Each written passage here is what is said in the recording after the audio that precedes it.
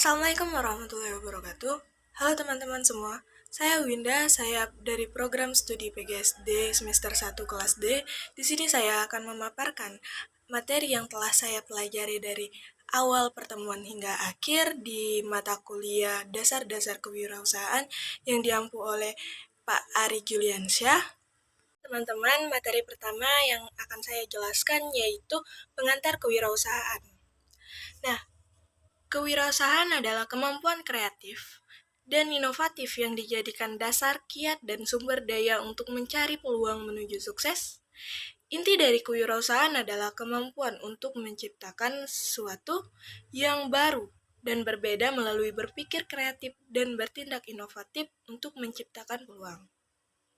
Lanjut ke materi yang kedua, yaitu konsep dasar kewirausahaan. Di dalam konsep dasar kewirausahaan ada yang bernama kemampuan bergerak cepat, yaitu kemampuan yang dimiliki seseorang untuk mengubah arah dengan cepat dan tepat pada waktu ia bergerak tanpa kehilangan keseimbangan, sehingga dapat beradaptasi dan bertahan dengan segala perubahan zaman.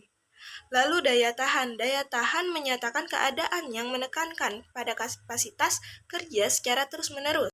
Nah, dilanjut dengan materi selanjutnya, yaitu pemikiran praktisi kewirausahaan. Diambil dari cerita Mark Zuckerberg.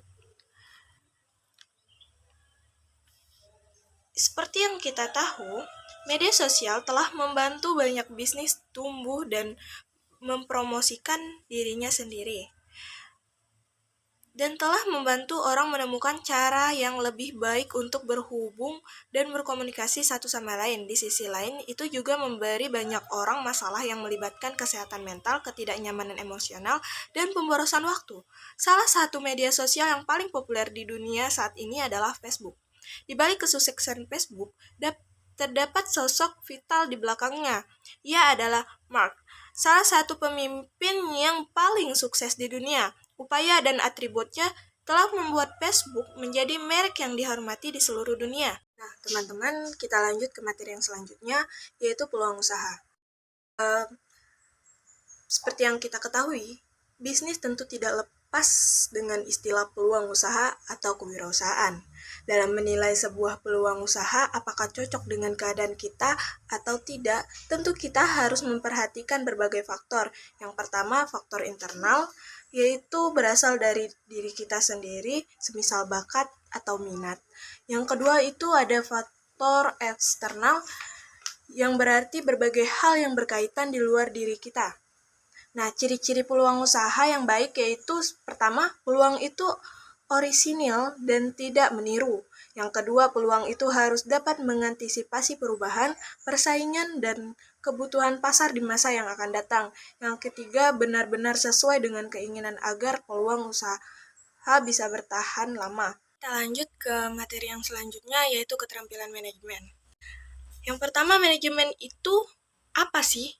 Manajemen adalah salah satu hal yang digadang-gadangkan oleh banyak orang yang sedang mengejar kesuksesan. Nah, fungsi manajemen di sini ada 5, yaitu perencanaan, pengorganisasian, penempatan, mengkoordinasi, dan mengontrol. Sekarang kita lanjut ke materi selanjutnya, yaitu business plan.